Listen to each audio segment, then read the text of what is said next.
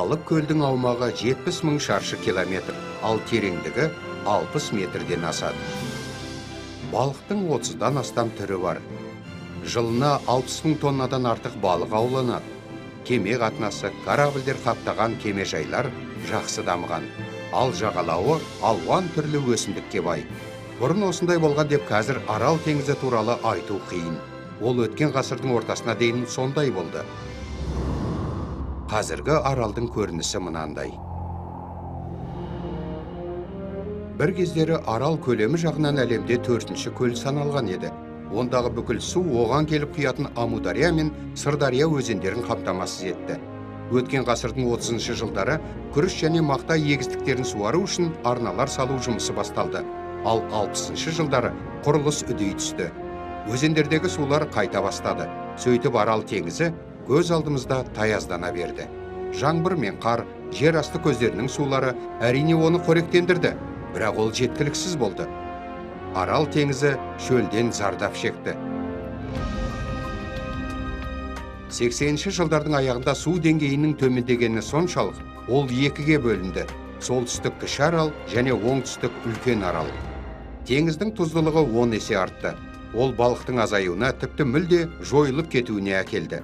Ал арналарға қайтқан егістік суарылған сулар ауыл шаруашылығы өнімдерін шіркейлерге қарсы өңдеген пестицидтер мен химикаттарға толы болды.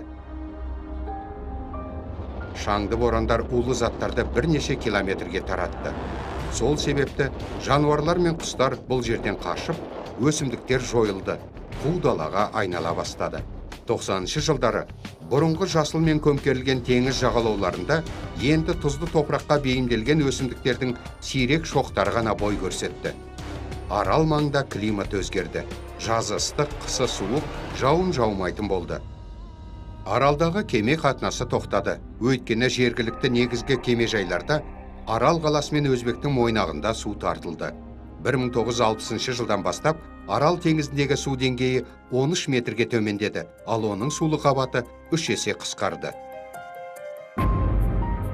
Сол кездегі өзеннің көрінісі картада осындай болса, ал қазір мынандай. Ал мына анимация соңғы 10 жылдағы Арал теңізінің жағдайын айқын көрсетеді. Ғалымдардың көпшілігі бүкіл Арал теңізін қайта қалпына келтіру мүмкін емес деп есептейді. Алайда бір бөлігін болса да құтқаруға болады. Ол үшін Амудария мен Сырдарияның жылдық су ағынын қазіргімен салыстырғанда 4 есе арттыру қажет болар еді. Бұған тек егістіктерді суаруды қысқарту арқылы ғана қол жеткізуге болады. Өйткені қазір бұл қажеттілікке өзендердің 90% суы кетіп отыр. Егістіктерде ылғалды жақсы көретін күріш пен мақтаның орнына мысалы күздік бидай егуге болады. Арал маңдағы елдердің Қазақстаннан басқа бірде-біреуі бұған дайын емес. Мұнымен қатар шетке шығару үшін мақтаны көп өсіретін Өзбекстан мен Түркменстан ауыл шаруашылықтық егістік көлемін арттыруды көздеп отыр. Демек, Аралды қоректендіріп отырған өзендердің суын алу артады деген сөз. Қазақстанда Арал теңізін құтқару бойынша бағдарламалар іске тартылған. Көкарал түбегінен Сырдарияның сағасына дейін ұзындығы 17 километр Көкарал бөгеті салынды. Ол Кіші Аралды қалған бөлігінен Үлкен Аралдан оқшаулады. Бұл жойылып бара жатқан өзеннің ең болмағанда солтүстік жағындағы ахуалды жақсартуға ықпал етті. Нәтижелері жоғары болды. Бір жылға жуық мерзімде Кіші Аралдағы судың деңгейі бірнеше метрге көтерілді, ал сулы қабат көлемі 20%-ға артты. Болжамдар бойынша теңіз қайтадан Аралдағы бұрынғы кемежайға қол жеткізе алады. Бұрын ол 100 километр қашықта болса, қазір 30 километр. Тұздылығы төмендеп, балықтар қайтадан пайда болды. Су сапасының қалай өзгергендігін, көлдегі тек теңіз камбаласы ғана емес, сазанның, ақмарқаның, көксеркенің, табанның, жайынның да өздерін жақсы сезінулерінен байқауға болады. Сырдария атырауында тағы бір құрылыс салынды. Ол судың құрғақ жерлерге кетпеуіне және буланбауына әсер етті. Соның нәтижесінде көлдер суға тола бастады. Олардың саны көбейді. 10 жыл ішінде олардың саны 130-дан 200-ден астам мөлшерге жетті. Аралды құтқару үшін жоспарланып отырған іс-шаралардың бәрі бұлар ғана емес.